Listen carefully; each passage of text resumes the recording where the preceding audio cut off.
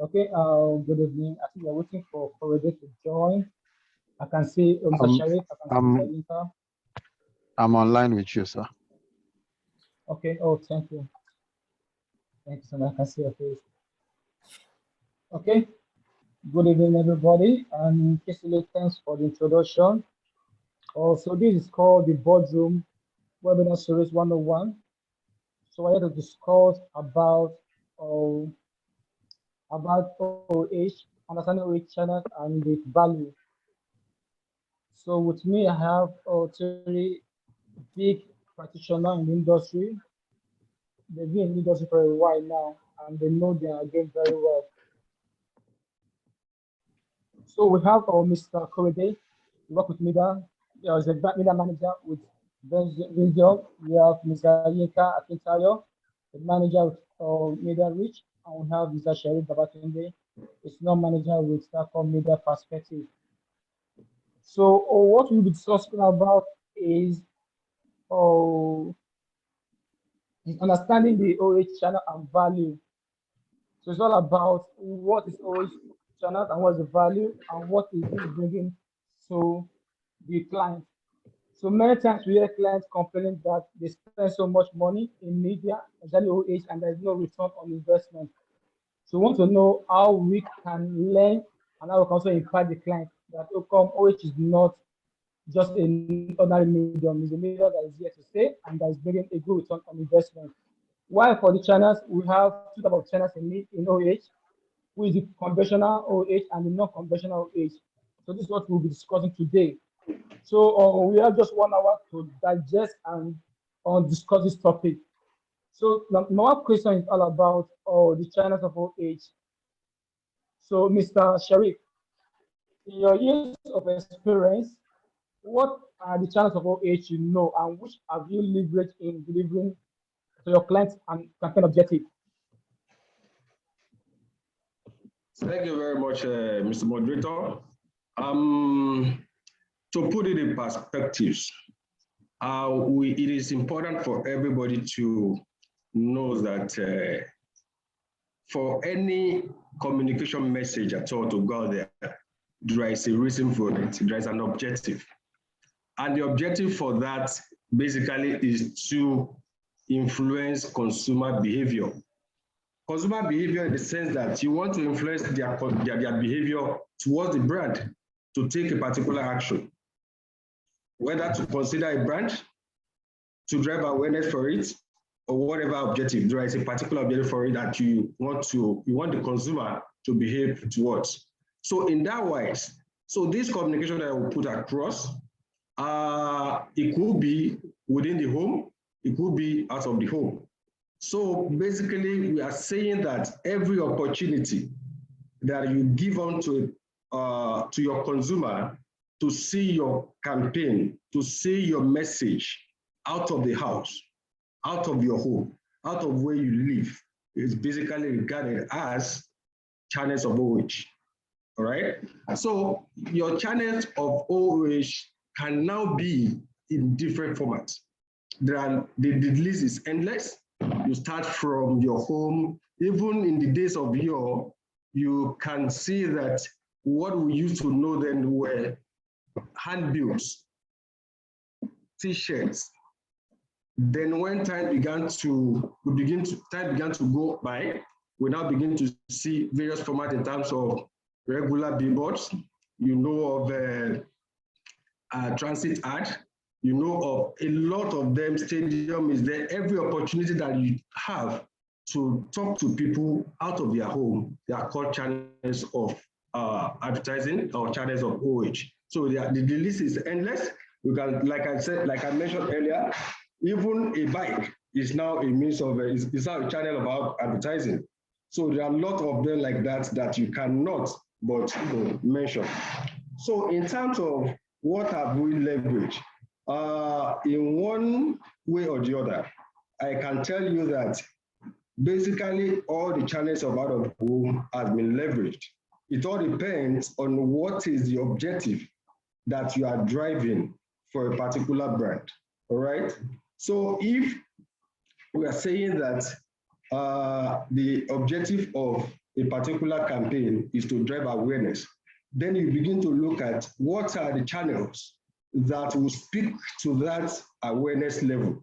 You'll be talking about a mass audience channels, thinking about buzz branding, using a lot of 48 shades, using a lot of uniposts and every other channels that can give that awareness in terms of reaching a lot of people.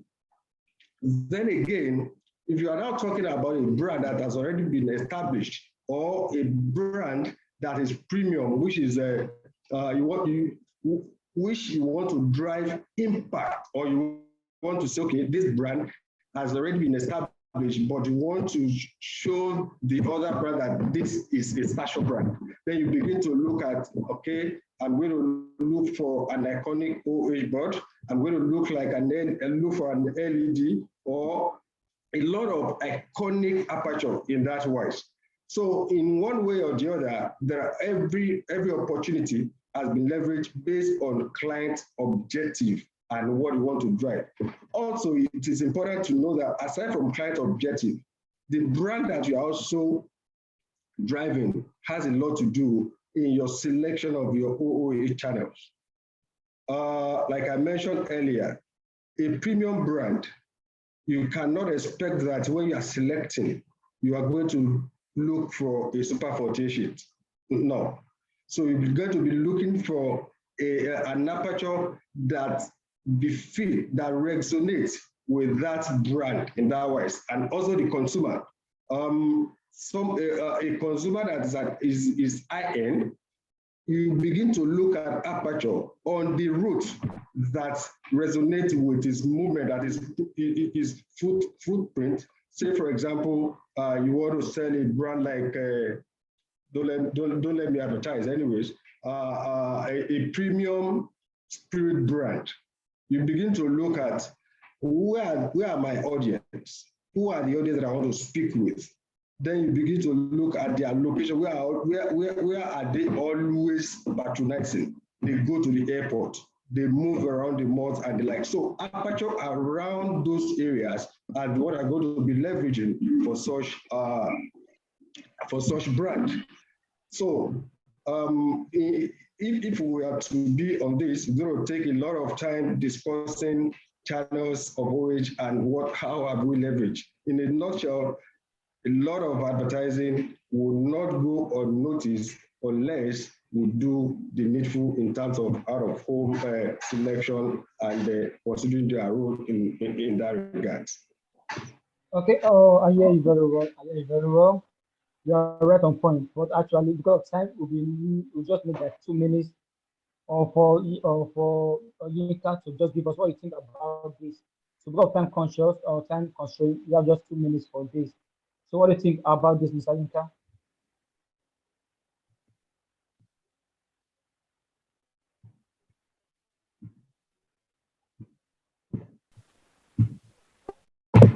Sorry. Oh, sorry. Yeah, Can you hear me now? Yeah, we can hear you now. Okay, all right. So good evening once again, everyone. And a very, very kudos to the organizers of this meet. Just to take it from where Sheriff had stopped in terms of is inexhaustive in terms of opportunities abound or channels that are abound for us in out of home, and to what extent we've been able to leverage them. I dare say that there's no channels of outdoor that exist today that has not been leveraged in this part of the market. Yeah, even though we agree that we are still developing, but regardless, every form of outdoor opportunities have been leveraged one way or the other. Is it about destination advertising, structures at the airport, stadium, name it, at the malls, are the very, very core heart of a product TG. So wherever you have your target audience in terms of how they commute, how they move, any opportunities that is available to them there can be leveraged and has been leveraged. Okay, thanks for that. Thanks so much for that. Korede, what's your point of view on this? All right. First of all, I also want to say a big thank you to the organizers of this of the boardroom.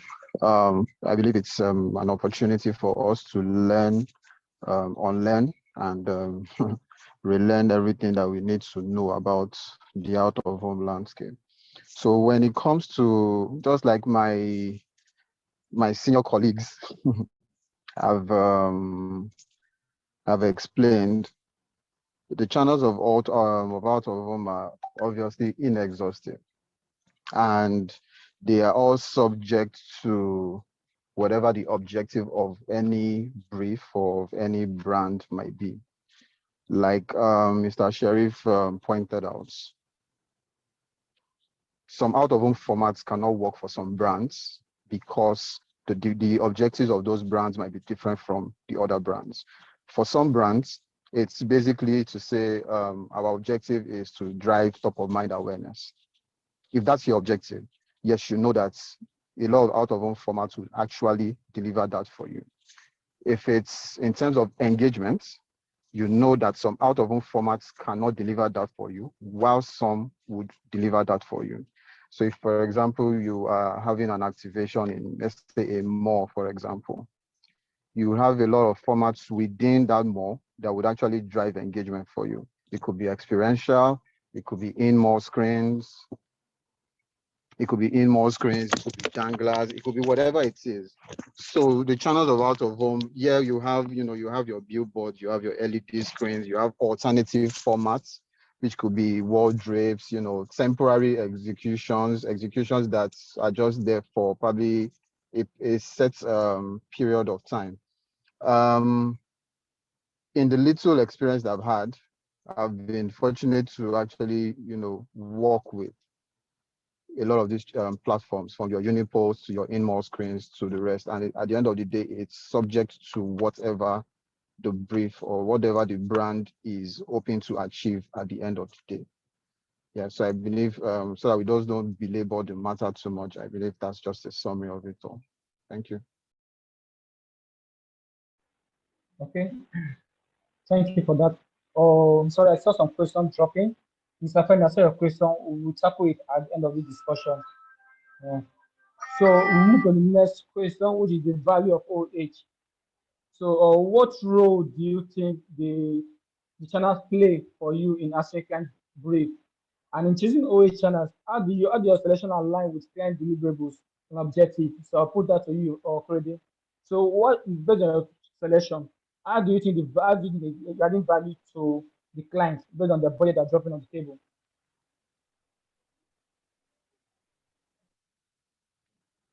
Okay, so I think the first thing we should actually look at is what is or are values. Values are just simply what you expect a platform to deliver for you.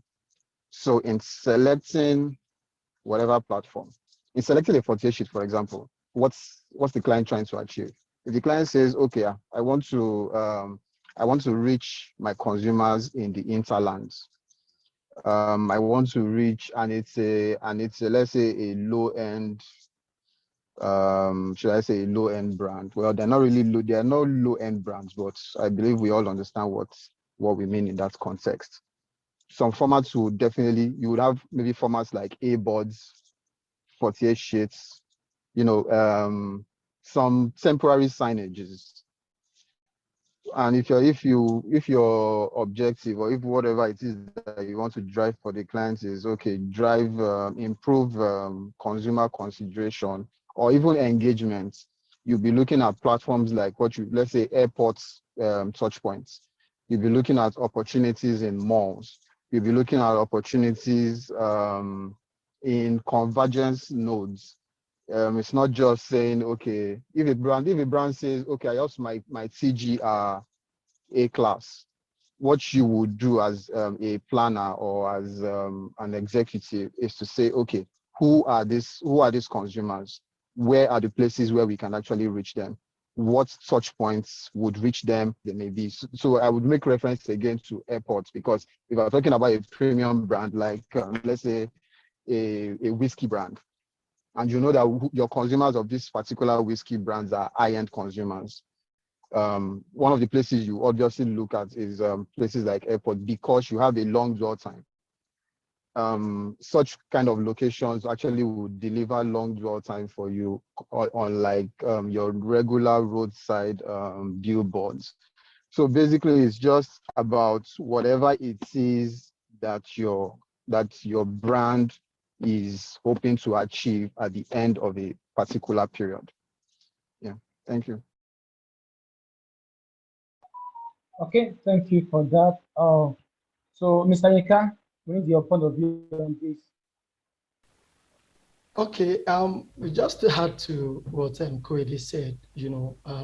One fundamental things we all need to understand is even though the metrics might still not be the same in terms of data that are available or platforms that are available for us to do this, it's the same thinking, it's the same logic that goes into why and how we choose certain TV or radio channels or programs to place clients' messages. Is the same logic that applies to out-of-home selections. And of course, fundamentally, you want to look at the value. For one other fundamental things we need to understand, right? And the way I want us to look at it is no longer outdoor spend or advertising spend. It is rather an investment. So think of it as an individual. If you have money with you and you want to invest in something, it means there is a value that you've seen that platform or investment will give to you in return. You are expecting something back in return. Outdoor placement is not charity. We are not just doing it for showmanship. So there is a value definitely, driving the placement or the selections of any outdoor platform that we want to go into.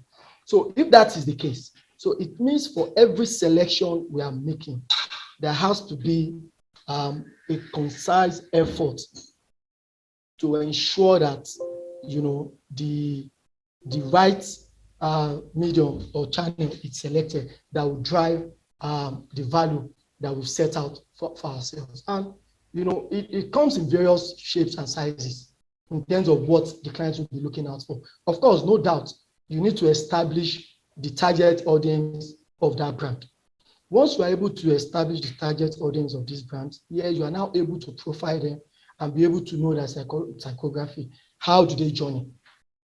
If the brand is targeting the AB class or the HNIs, then naturally you know where these TGs commute, where they converge, and what types of outdoor platforms are available to them to enable you, do the right pick and choose, and you are able to advise your clients.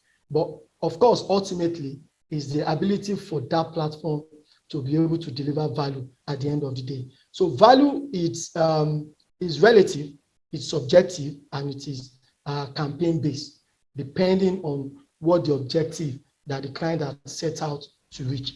A value to a client, if I may, could be, I want to maximize my budget. Little budget, but I want to reach as many people as possible. If that is the objective, if that is the value that the client or the campaign seek to, to get, then it means you have to look at low-end outdoor channels that will be able to deliver such. If the value is engagement, and if the objective is engagement, then it means the kinds of outdoor channels that you pick should be the types that the brand will be able to engage, have some level of interaction with the TG. And maybe that would be like your email placements. We have a few of even interactive streams these days where the TG or the consumers are able to interact with the brand. And that would be the kind of value you're expecting from that channel. Okay. Okay. So, Mr. Sharif, so, do you think value of OH is based on objective or is based on your experience on the job so far? So, example, a client said, okay, I want to bring a new campaign on board, a new brand on board. And you're looking at being objective. Do you look at the budget or the value you want to add to the or to the business? If I hear you well, because I think you were a bit, not clear. I couldn't hear you properly. So if I hear you well, what you are trying to ask is that based on client budget, will I be looking at what is going to deliver, or you want to reframe that question to me? I couldn't hear you properly. Okay. Let me phrase it. So now, let's say you have a budget to play with, a big budget to play with for a new brand coming on board.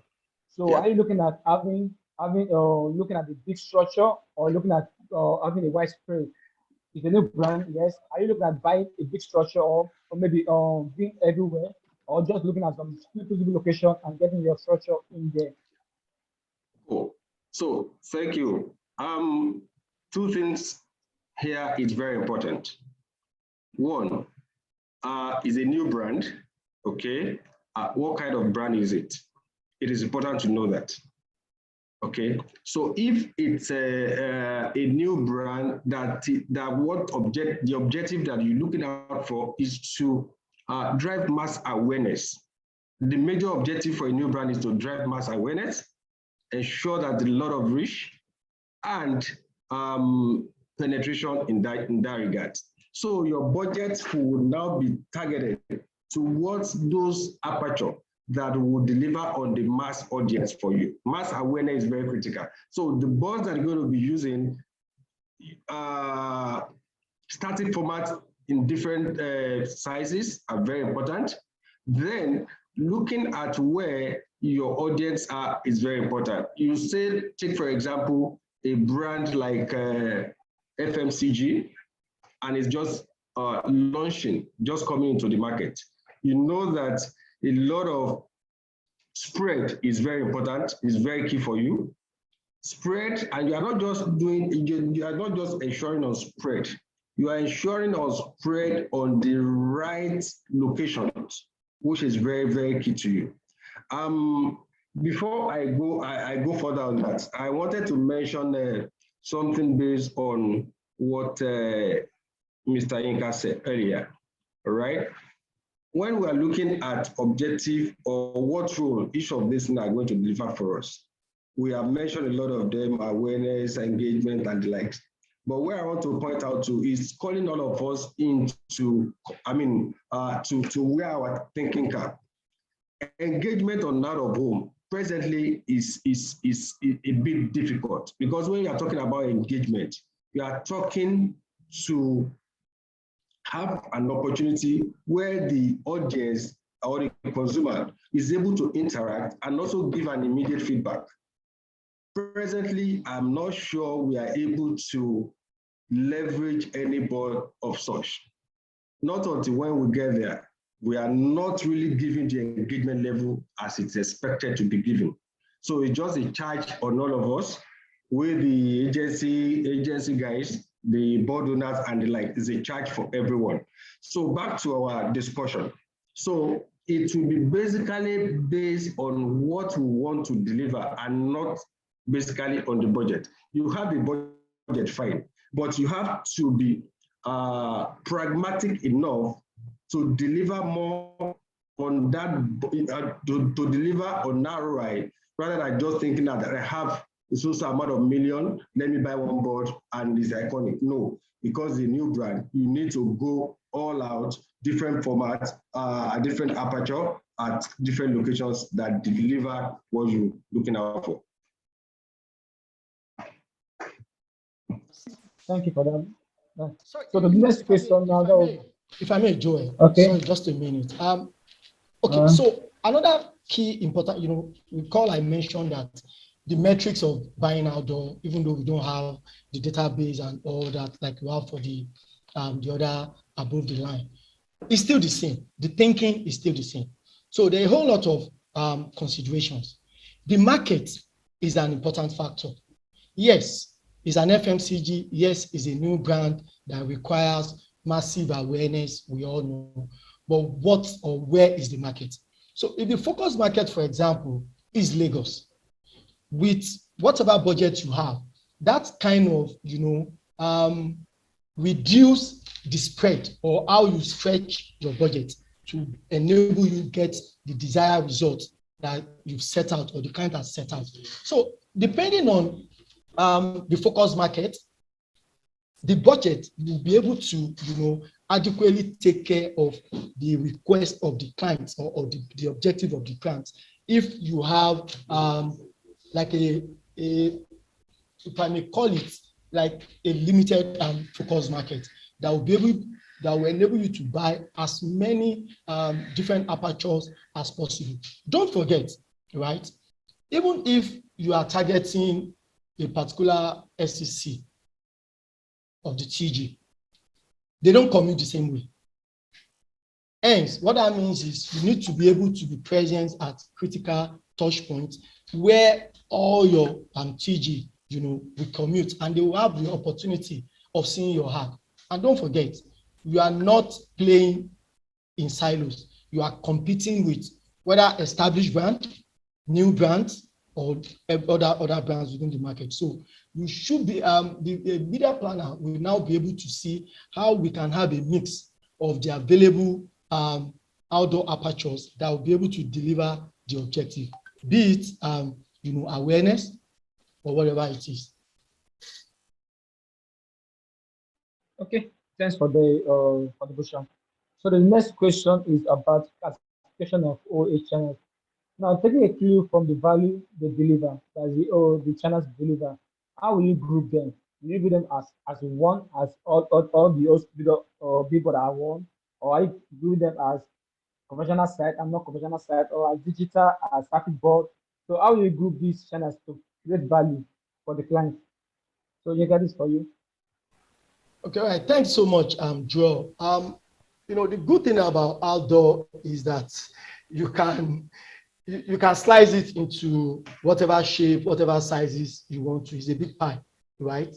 But for me, I would just like to talk about certain maybe parameters or, to be able to classify the different types of outdoor that we have in terms of the value that they could deliver or each can deliver. So, for example, if you look at demographic targeting, if your objective is to, target and get your message exposed to certain individual within the society, then demographic targeting becomes key. How do I mean? Like Korede mentioned, if the consumers are able to catch the message multiple times, and that sticks. So if you are looking at building frequency, transit platform is a good one for you. The digital OH2, it is, because you get to expose your material multiple times within a space of time. So that could be another way of classifying outdoor, apertures. If you are looking at building statures, right? So you look at the iconic sites. We've mentioned a few. We have a couple of them. Your iconic wardrobes comes to mind. Any other innovative structure that stands out of the norms, for me, becomes a stature. Because why? You are trying to break away from the norm. You are standing out. So when you have this, at least, we have a couple of them around too. There's one, I think the Schweppes can that was recently launched, and we've had this over time within the space of outdoor environment. So if you're looking at apertures that will drive stature for you, then that is a classification. Then when you're looking at a 24/7 reach or exposure platform, then you look at platforms that are there. Generally, any outdoor aperture gives you that 24 hours exposures. The only thing is, if it is not lit, if the board is not lit, or it's not a digital OOH or something, owing to the epileptic power supply that we have, you might not enjoy full or effective exposure once it is around 7:30, 8 p.m. But the solution to it is that you lit your board. And I'm sure most clients are willing to pay the extra in ensuring that they get these round-the-clock visibilities. Thank you, Yinka. Okay, Korede, on listing of billboard, so we find that most media partners or most O1 practitioners, most of the board are not lit, especially Lagos, Abuja, and some key areas. What do you think can be the solution to it? Because most times clients always complain that I can't see my brand at night, it's not lit, I can't see anything. What do you think can be done to kind of salvage this situation? All right. Thank you very much. Very interesting question, actually, because I and a practitioner, we just had a back and forth on illumination of one of their strategic assets. This just happened earlier today. And over the years, there's always been that, I believe, for me personally, I believe it's just an excuse though. You see a lot of people come up with the same excuse saying the cost of powering these billboards, they're expensive, generator, security, and all that. And in all fairness, we understand that point of view. However, going around the problem over and over again doesn't lead to any solution. Unfortunately, a lot of our practitioners are not solution oriented. Over the years, everybody talks about the same problem, but nobody sits down to say, okay, how do we create a solution around this? And one of the things I told the media partner, I said, bros, yes, you say you cannot put up a Meccano because there are security challenges and all, right? You cannot use NEPA because NEPA is not this. Fantastic. Why not just go the route of solar panels? I believe solar panels are cheaper. You don't need you don't need anyone to put it on or to put it off. You don't need anybody to stand by it to make sure that it is safe. It is installed on the board. It is part of your structure. Whatever the cost may be, it is something that we believe that would not be as much as when you have a generator. Because if you have a generator, you are buying diesel on probably a weekly basis, and the cost of running diesel is another different ball game entirely. That in itself is a solution. It's a solution that anybody that has an out-of-home asset and is really in the business of offering value to clients, to agencies, to brands should be something that they need to invest in. It's not just about putting up a billboard. It's putting up a billboard that would have visibility, if possible, all year round. And solar panels will deliver that for you. Because it's, for a Unipo, for example, you're spending on an average, I'm not saying this is the exact cost, but on an average gross, let's say 9-10 million. If you run the cost of a solar panel, if you install a solar panel on this asset is like your house. It's an estate.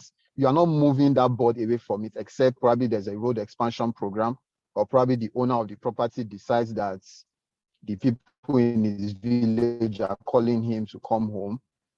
It is an investment for the business. It is an investment for your own business. You're not doing it. It is not a frivolous investment. It is something that you are actually doing to actually drive value for that asset, because you drive past some boards and the boards are lit.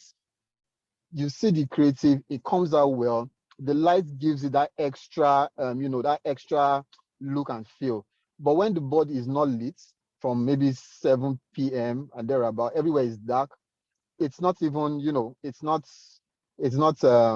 good for the industry. And fortunately, a lot of clients are coming up, are asking questions. There needs to be visible change in the industry. These are the basics.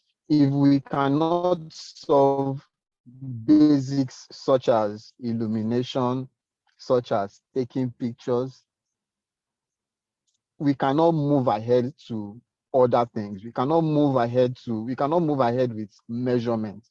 We cannot move ahead with science, bringing science to the value of out of home in this industry. So my own solution is, let's get solar panels. Let's talk to our agencies. How can, if funding is a problem, talk to your agencies. How can they partner with you to help you get these things? Because agencies are your partners. They are your partners. They've been your partners since the inception of your business. So that's one solution. Another solution is, which might be a bit on the high side, and I think it's just too complex, is the use of reflective, materials and all that. But I don't think that's not a permanent solution. That's just a temporary solution that I don't think we should. I just think solar panels would help solve the problem of illumination. Yeah, thank you. Okay, good one, Korede. So, Mr. Sheriff, what do you think, your point of view on this? Yeah, like Korede has said, right? There are a lot of abnormalities that are going on in the industry in terms of outdoor apertures. I take a clue at this. You want to buy a board, and somebody tells you, my board is 20 million. Then you begin to wonder, what is the yardstick for that rate that you have given me on your board? And the next answer is so strategic, and the size is 25 by 40. I think you get the logic. Now, if you are looking at it in that regard, 25 by 40, you are telling 20 million. What are other associated benefits that you have on that board? Nothing. Is that measurement? No. Is there opportunity for you to say that from the corner of your room, you can access that board and see the situation of your campaign on it as and when due? No. You have to drive there to see what is happening. So I say that the industries still need a kind of revitalization, in the sense that we'll be able to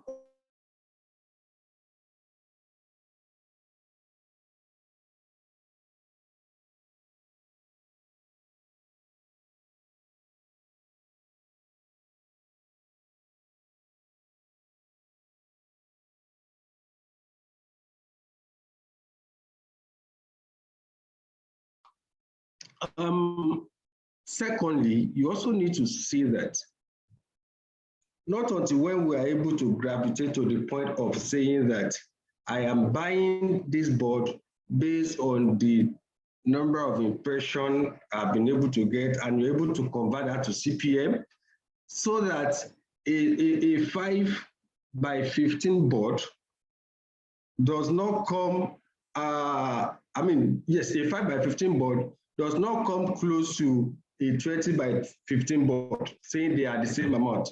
What shocks me most is that you see a unipod of 18 by 6, which is sold for maybe 8 million or thereabout.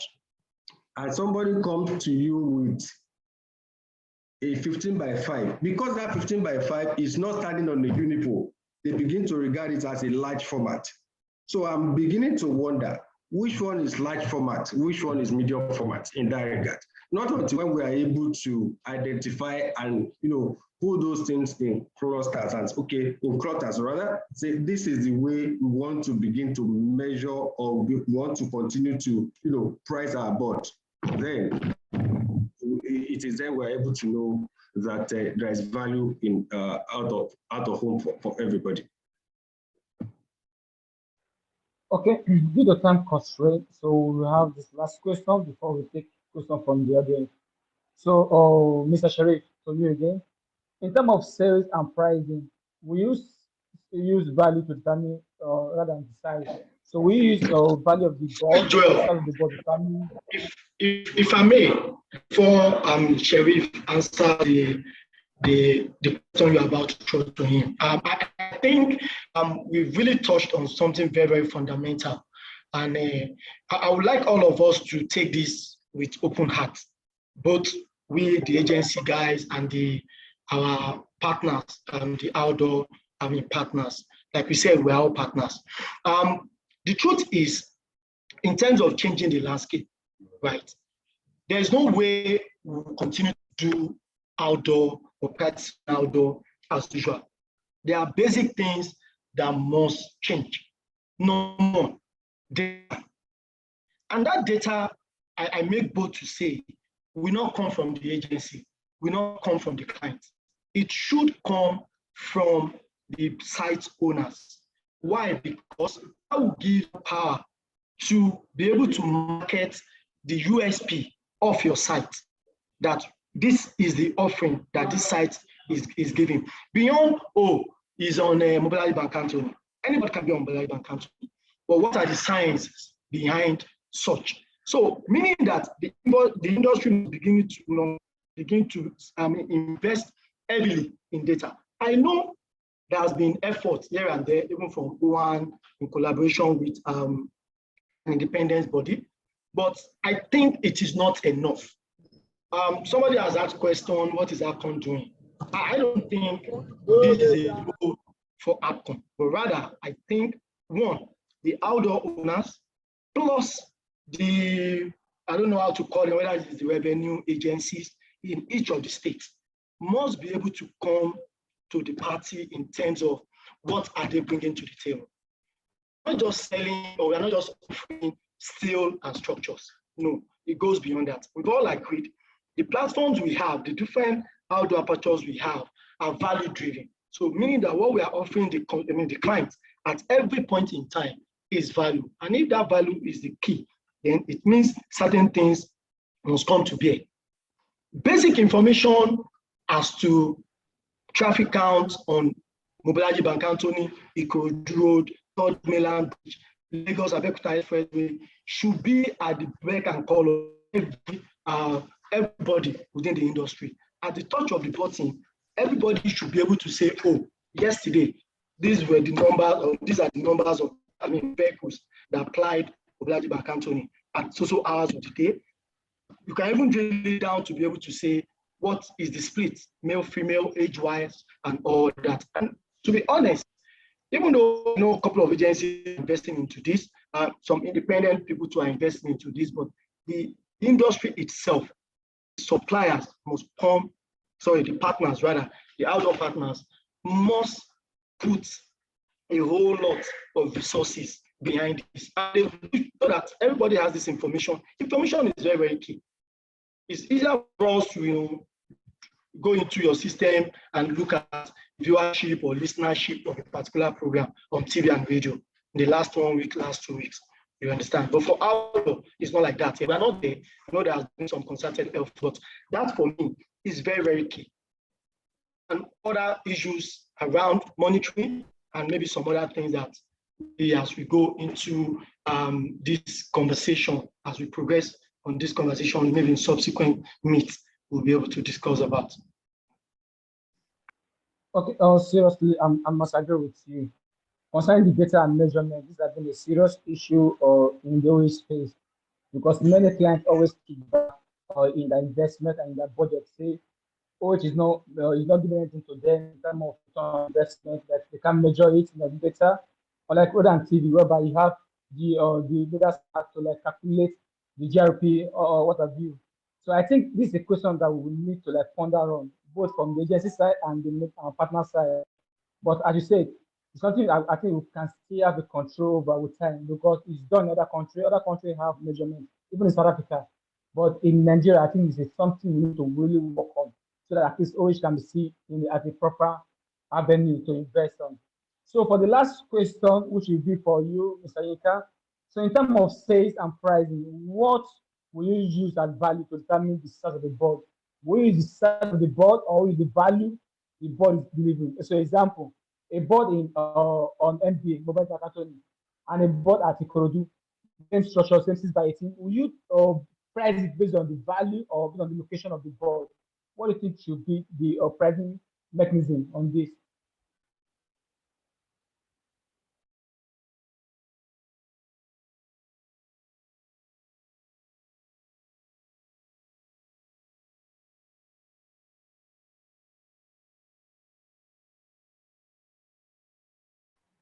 Hello, Yinka, are you with us?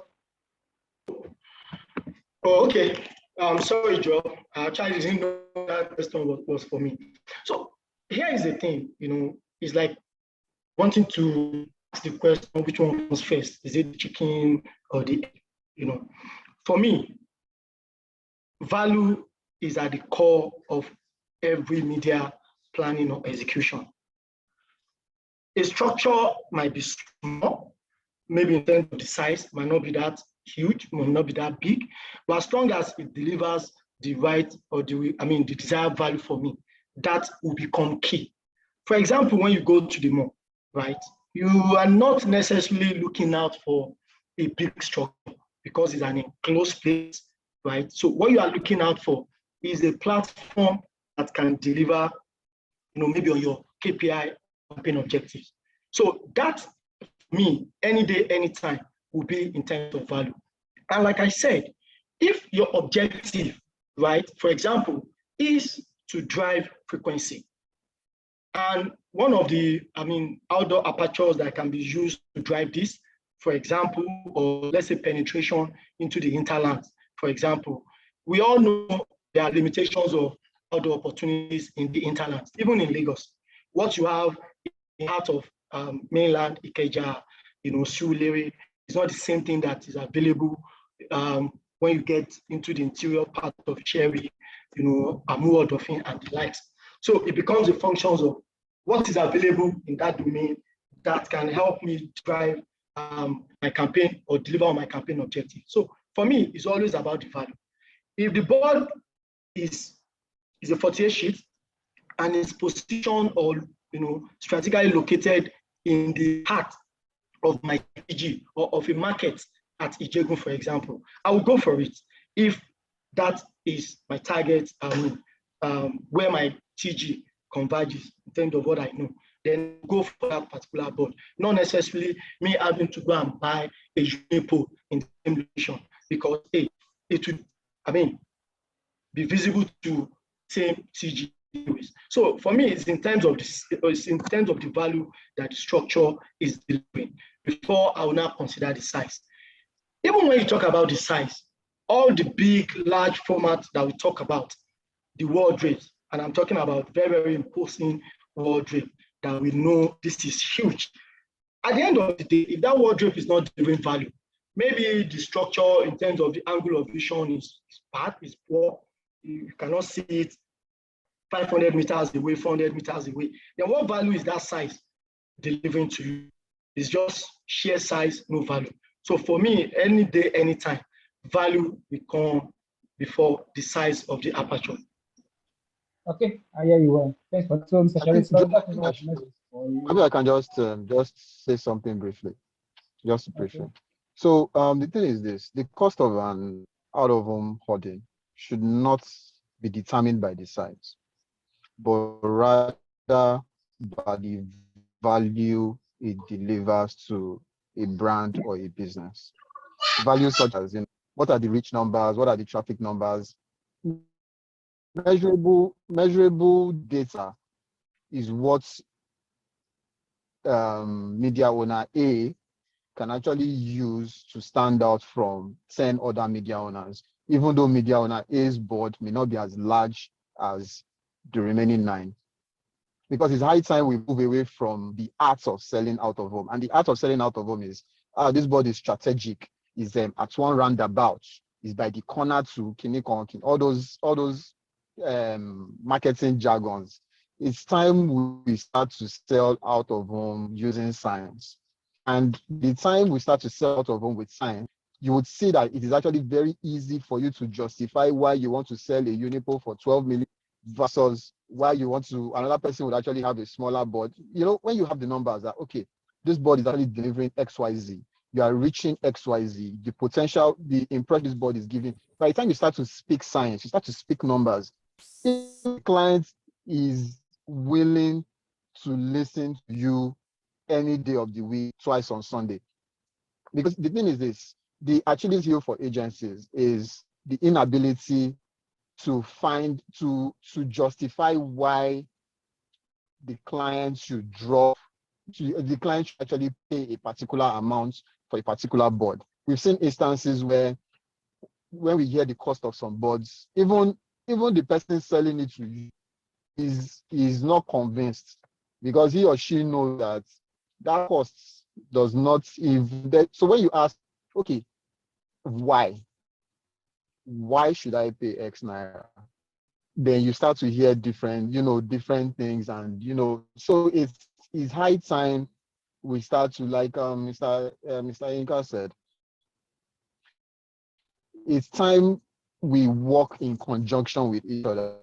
Yes, you have different media owners, but if Mr. A has a platform that delivers measurable numbers, it's high time people start to collaborate with each other. Yes, there's competition on one side, but you compete when on a level playing ground, when you all have the same data at disposal of everyone. For example, you have on TV, radio, you have what you call AMPs, diaries, and the rest. Numbers may not be the best of numbers, but everybody buys into it, either directly or directly. It's what you can use to lay a base for your argument. So that we move out from that argument of my board is very strategic. Everybody is strategic. The board in front of my house is strategic.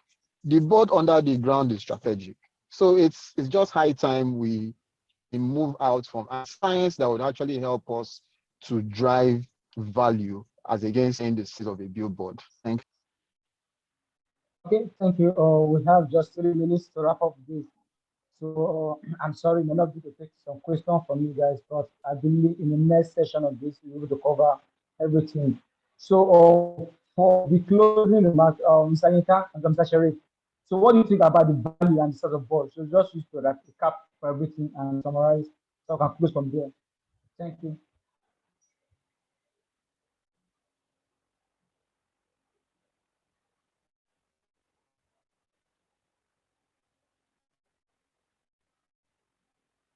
Sorry, we can't hear you. Mr. Sharif, we can't hear you. Okay, can you hear me now? Yeah, so, cool. I said that it is high time that we just all collaborate. The success of a media partner is the success of the agency.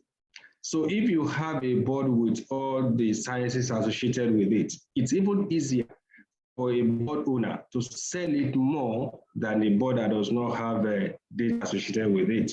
So it is high time we all go back to the drawing board and ensure that what we are bringing to the table is top-notch in terms of value. Value is very key when it comes to out of home. The value is what we're all looking out for. The client is looking for value. The agency is looking for value. Even the media partner is looking for value. But how do you bring that value to the fore? That is the charge for all of us. We have to go back. We're not, it is high time we move away from, I want to sell my board based on the size or based on the location. What does it bring to board? That is my take home charge to all of us. All right, Joe, are you here? Yes, I'm with you. Okay, I think Femi raised the first question, so that let's start with Femi's question. Femi, do you want to speak and ask the question openly so everybody could hear, because he asked that question quite early in the beginning of the session. So I don't know if you want to ask, and so we can take that question and treat it while we move to the next person.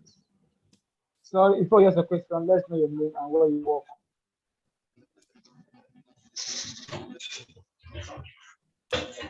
Okay, hi. This is Femi. Work with MKG.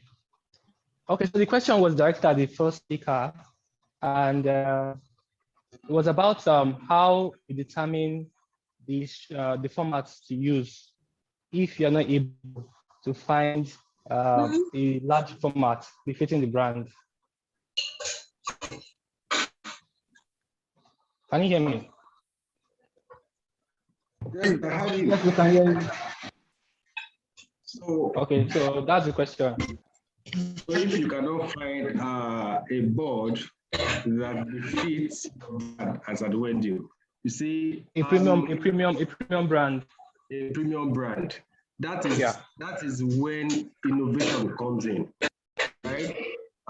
You see,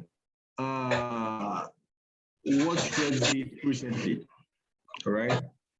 If you have a brand of such, I wanted a board that can deliver on such around, and you don't see.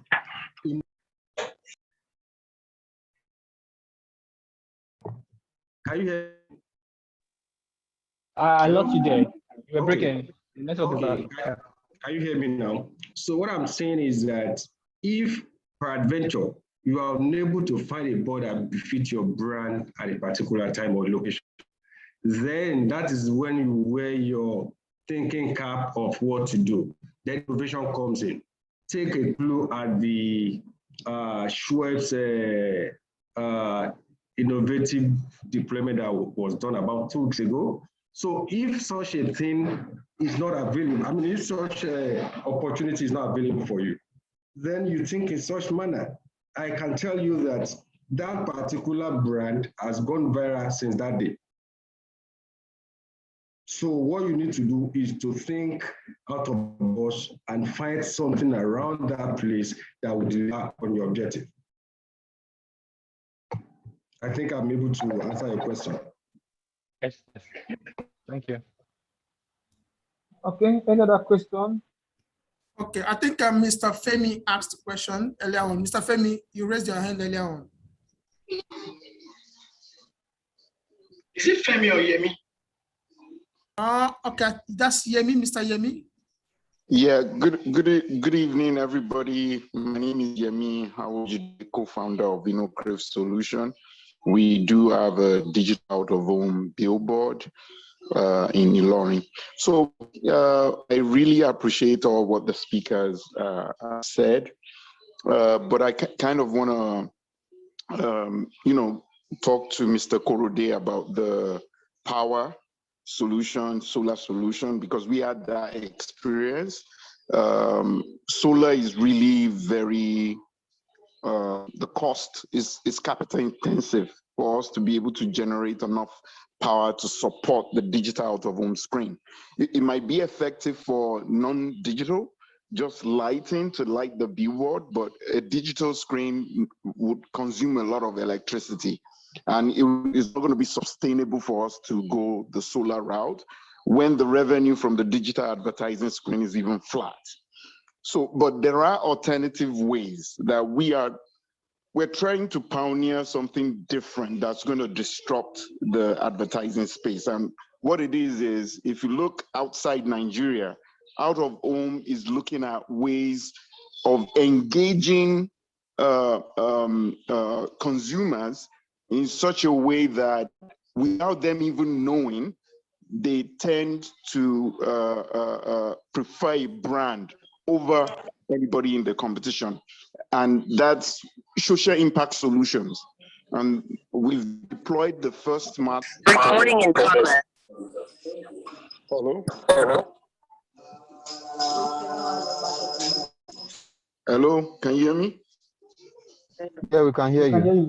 you. Yeah. So we digital, like what the other speaker said, we need to start looking for innovative ways of making digital out of home different from the traditional way of doing things. But my question is, the traditional way of doing things, the billboard is big, is at a strategic location. That traditional method seems to be so hard to break, because we've been out there for almost a year now. We've been pitching to different media buyers. They're just like, oh, come, bring it to Lagos. It doesn't have to be in Lagos. Social media has even changed the landscape. Is social media in Lagos? Is virtually everywhere. So the traditional way of doing things, how do you break the traditional way of doing things? That's my question. Okay, if I may respond to Yemi's question, please, Joel. Yemi, great innovation you have. At least I've seen the link you sent, I've looked at it. To be honest, this is the next, in fact, we're due for such kind of outdoor solution about 5 years ago. But I dare say that we have a couple of similar platforms here in Lagos and of course spread across the country. The truth is most outdoor owners don't even know what they have, the functionalities of their platform. An average LED screen can do what your platform in Ilorin is delivering. All you need to do is activate that features in that screen that enables you connect to the social media platform of maybe the brand, and people can interact with it. But many outdoor suppliers don't even know the extent to which they can use their digital screens. That being said, I'm not, and I'm sure my other colleagues too, we are not an advocate of everything must be in Lagos or it must start from Lagos. No. Yes, Lagos happened to be the capital investment city for outdoor home. There's no doubt about that. The big brand is going to spend hugely on outdoor. Lagos will be part of it. We'll probably take a larger chunk of it. That doesn't mean other markets who don't have their potentials. Where your screen is like Korede said, every billboard is strategy. Is in the heart of a student environment. Of student environment, right? Is in the heart of an institution. But every billboard comes with its pros and cons in terms of the positive side and the negative side. If I have a brand that is targeted at the student community, for example, in Ilorin, then your board will become very, very handy for me to plug into. But again, it's about how well we've been able to market this platform. If you have a product or a solution that nobody is aware of, then there's no way they can take advantage of it. That is one. Two is, it's going to take a while. The same way you've been pitching this or solution, this or platform to 1 or 2 people on this platform for like maybe 3 or 6 months, and it hasn't yielded result, doesn't mean they are not taking note of it. You pitch ideas to clients too. And it's not every time you pitch an idea to a client that the client will say, yes, let's activate it. You just have to be convinced as per the platform you have and what it can deliver, how it can solve solutions, and you come from that angle of telling or pitching it in terms of the solution that your platform can deliver. And with time, I'm sure you get commercial engagement on the platform. You don't necessarily have to be in Lagos, no.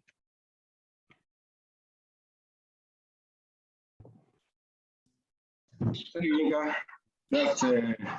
That's a well answered question. However, can you hear me? Yes, I can hear you. Yes. However, I just need to chip in this. In as much as you said that it doesn't really need to be in Lagos, correct? But every investor is looking out for ROI. So for a brand that want to invest hugely on a particular brand or on a particular solution, what is the ROI from that region? You can say that most of the brand or most of investments will first take into consideration Lagos, Abuja, Port Harcourt. Because why? That is where the return of investment is certainly sure, or that is where supposedly they've been getting it from. So when you get more, then you spend more. Like Yinka said, it is a targeted market that you have in Ilorin. There's when opportunity around to play within the student environment comes up, then that comes to play. Just to add to what he has said.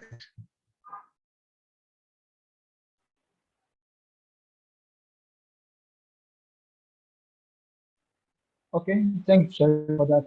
Oh, Michael, sorry, say you have a question. Can you ask a question now? Yeah, I think Michael, Michael Goodinus had a question to ask. Ask him to repeat it. Maybe we missed that. Michael, are you here? Yes, I'm here. Good afternoon. Can you hear me? Yes.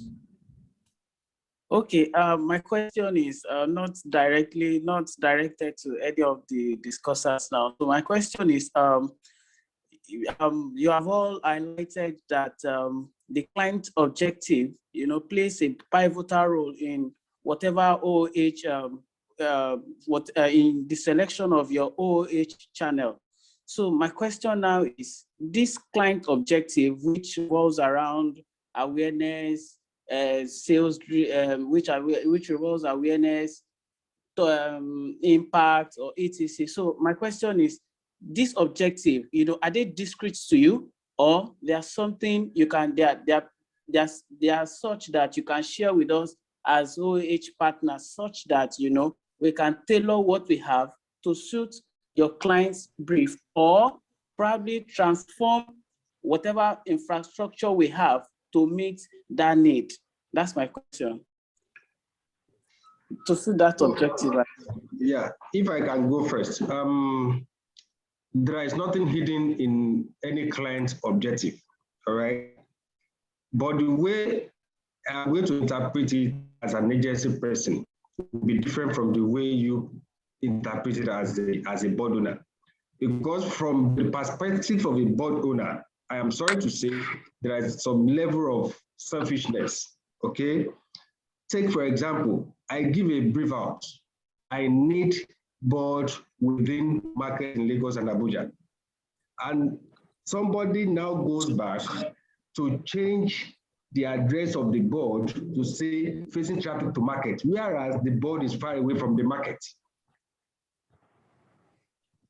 I think you are getting my point. So there is nothing hidden in showing, in giving out my brief to you, interpret it the way I want, but there are some selfish feedback on it. So it's difficult. Okay, thank you very much. So also, I think I wanted to just add to it. So when agencies receive briefs from clients, we first of all have to distill these briefs.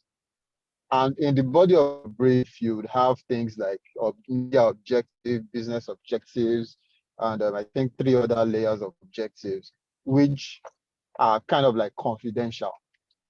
It is when we interpret these briefs that we can now brief you on what we need from you. So the client can say, for example, the client can say, I want to increase my top of mind awareness by maybe 3% from 27%. Obviously, I'm not going to give you that kind of information because you don't need that kind of information. Yeah, definitely. Information I will just give you, I could give you is, okay, there are some locations that we're looking at, and we're trying to see if we can get assets around those locations to tie into the client's objective. You understand what I mean? So it is when we send that kind of brief to you that you would not be able to translate, because I cannot verbatim give you what client has given me. No. Yeah, so, yes. Sure. So well, it's your decoded interpretation. Anyways. Exactly. Yes. Michael, just to add, right? Sheriff mentioned something that is very, very instructive, and that is about collaboration. I think, with due respect, right, you will see the way when agencies send out briefs in terms of what we are looking out for.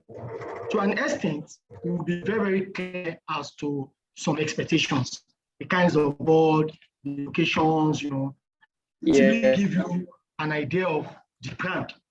Now, the expectation is, even where some of these categories were not mentioned or some of these pointers were not called out mail, the expectation is, as partner in progress, you should be able to now reach out to the agency or the person that sent out the brief. Hello, we got your brief, but there are some areas that we require clarifications on. We do that for our clients too when we receive briefs, like coordination. There are different layers of objectives. And for every layer, if there are any gray areas, we reach out to the client to say, what do you mean by this? Is this what you are trying to achieve? So that at the end of the day, when we are providing our media solution to the client, it meets the set objective. So we expect the same thing from our outdoor suppliers. You should be able to engage us. We are not gods, we are not demigods. Nothing is hidden, we are not invisible. If you receive an email from me and you are not clear as to the direction I want you to take, you have every right either to call or reply the mail and itemize your area of clarifications so that when you are responding, you are adequately responding to the brief. And another thing is, like I mentioned, is we're in the area of information. Nothing is hidden. I bet you, Michael, you know about 50% of the brands we handle, that Korede handles and Sheriff handles and all that. You can do your own research and say, oh, this particular brand, I think they are lacking in this area. And if you have a solution to it, you pitch it. You know, you pitch it to say, we've looked at the landscape and we find out that this your brand is losing out in this area, and here is the solution to it. Or we have something in the immediate. If you want us to deploy it, it can be deployed, or it can be converted to something much more bigger. Then there will be that conversation. It's a win-win thing at the end of the day. Great. All right. Thank you very much, sir. Please, I don't know if time permits me. I have another question. That's to Mr. Korede now. Michael, please, we have another person who wants to quickly attend. Okay, that's fine. Please, no sorry. Thank you very much. Thank you. Mr. Moderator, I think Noso is raising his hand. Please kindly attend to Noso so that we can wrap up. Okay, Noso, you can go ahead. Yeah, good evening, everyone. So it's been insightful so far, but I wanted to raise more like a concern to all the panelists, nobody in particular. So over the years, I've sat across tables with clients who tell me with 10 voices that they are no longer interested in investing in out of home as a medium. I can give examples. Nestle, that we used to know, used to be very big in out of home. Recently, or maybe in the past 2 years, have dropped and just only got back with I think the Nescafe BRT campaign. Reckitt, a big brand like Reckitt RB, they no longer do anything on out of home as it were. Even the telcos, Airtel, MTN, and the likes of them have all reduced investment in out of home. Even their colleagues who will know that all for them in the streets. So I see a deliberate trajectory for clients reducing spend on out of home. And I've asked a couple of questions before clients, and some of the reasons that they give me border around the fact that there's no measurability of ROI on out of home. There's no, the cost is high. There's no rate card. Feels like an all-comers event when it comes to out of home. And then COVID came and did the biggest blow to out of home. COVID came and then gave digital penetration a spike you never imagined it would have in a lot of years. So my question to the panelists would be, what do you think, in your opinion, can be done to arrest this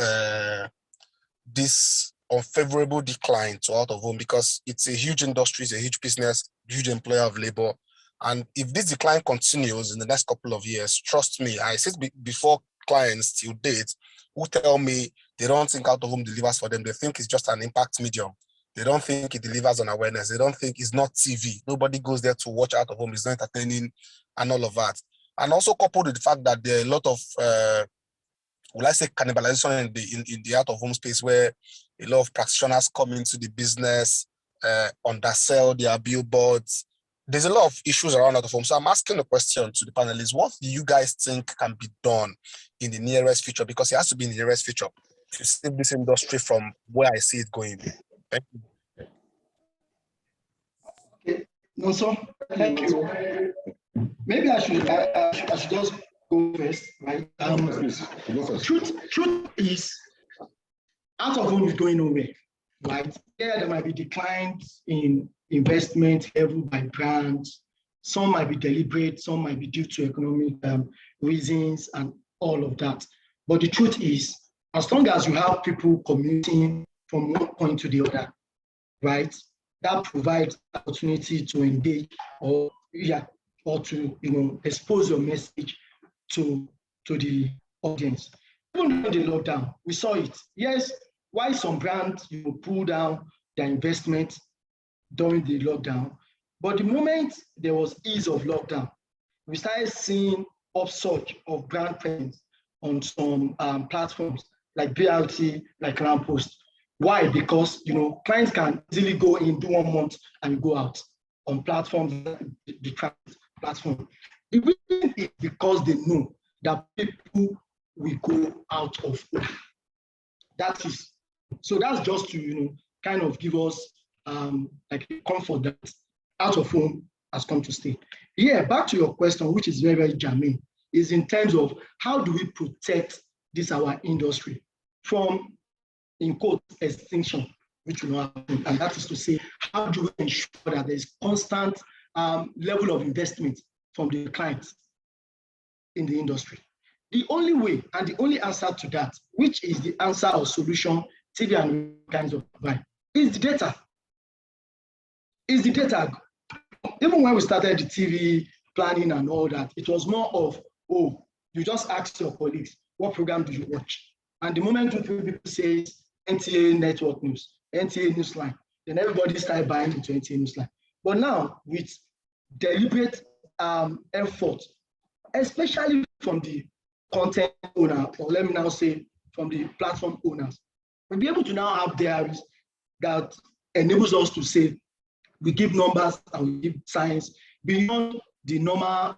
I know I passed through mobility and counting, the body is on the right hand side and all that. So data is the way to go. Like I said, I know there has been some effort from one and some maybe independent bodies, even agencies, in trying to commission maybe some project to get this information ready-made, so that at least when you are talking to clients, you can tell client that, oh, this is the number of people or eyeballs that this particular platform is delivering. But we need to do more. And for me, in doing more, a whole lot depends or lies with the outdoor owners themselves. Because guys, this is your business. We are only tapping into that business. If outdoor, during the lockdown, when we are all not out of home, agency, we moved.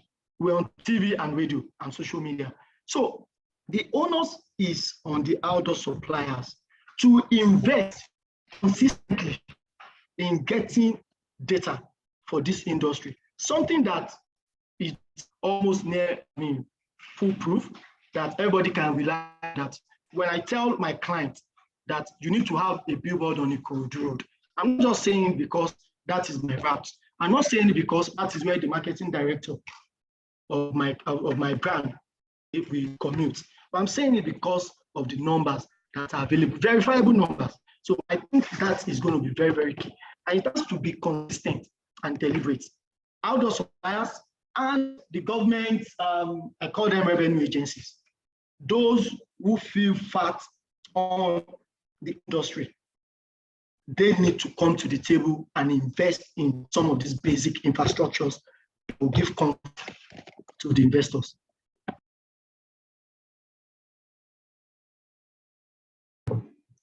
I think you have said it all. So let's move to the next question, please. Okay, I think our time is fast spent, so we need to call it a day for here. But before then, I will want to say thank you everyone for joining the boardroom. The boardroom, let me just officially let you know what the boardroom is all about. The boardroom is a monthly discussion panel for out of home related issues. So going forward, every third Friday of every month, we'll be having this kind of panel with different topics and different issues, and with different speakers and different panel moderators. So just have it in mind and book your time for the next month, last third Wednesday of next month. We'll have a topic that is becoming an interesting one. So just lock your calendar down, and this is going to be every month for us, so that we'll be able to see how to better the industry through discussion and sharing of knowledge and making everything well. We won't fail to acknowledge the people who has made this impossible. Starting from the panelists, the discussants, Mr. Yinka, we thank you very much. Mr. Sheriff, we thank you very much. Korede, we thank you very much. Joel, we thank you very much for moderating this event. It's a wonderful one. And I want to also acknowledge people who has helped to spread the news across. Victor Abdul has been using his network platform to spread the news. Some other persons who has also posted and shared. I don't want to even start mentioning them because a lot of persons have made this thing work. So I tell you that you should just know that this is going to be a wonderful experience every month. But what I want everybody to know is that it's not about joining the call. It's about taking and make sure that you're taking the point out, because what we are driving is to make sure we have a knowledgeable practitioners in the industry. And this is going to drive us. This is just the starting point for us. And I know by efforts across and the cumulative effort from everyone, we will drive and get to that point. Thank you very much. We welcome you once more for supporting this. Have a nice weekend and see you next time on Boardroom. Have a nice day.